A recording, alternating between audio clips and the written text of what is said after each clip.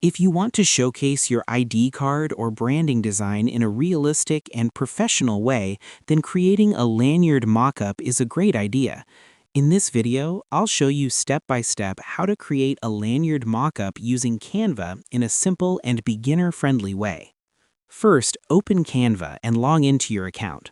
On the homepage, click on Create a Design and choose a custom size or select a presentation or poster format depending on your needs.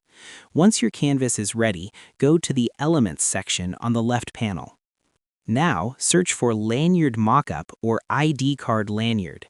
Canva has many ready-made mockup elements and frames that you can use. Choose a design that looks realistic and drag it onto your canvas. These mockups usually include a strap and a card holder area where you can place your design. Next, click on the ID card area of the mockup.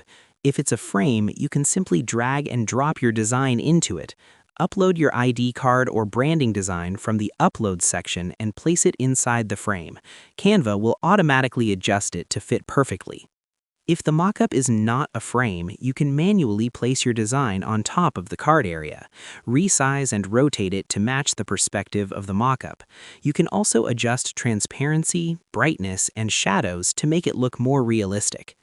Another useful tip is to add shadows and effects. Click on your design, go to Edit Image, and apply shadow effects to create depth. This makes your mockup look more professional and natural. You can also customize the background. Choose a simple background or add textures like wood, office desk, or fabric to make your mockup more visually appealing. Once everything looks good, preview your design and make final adjustments. Then click on Share and Download. You can export your mockup as a PNG or JPG depending on your needs. So in simple words, to create a lanyard mockup in Canva, choose a mockup element, add your design, adjust it properly, enhance with effects, and download your final image.